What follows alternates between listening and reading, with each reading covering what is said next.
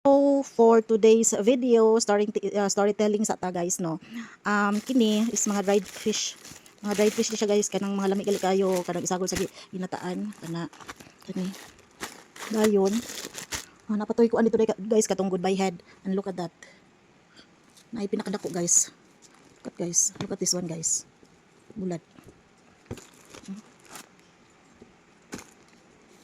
Na siya guys. Na siya kadako. Ano siya. So ang isa pa lang is ana.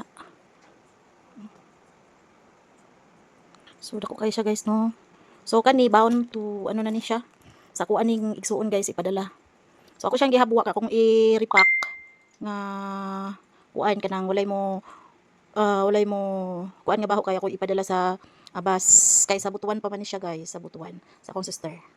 So maura to. Thanks for watching. Ano ni siya guys ang katong kuan mga dried fish. So nakabalot na. So ano ni siya.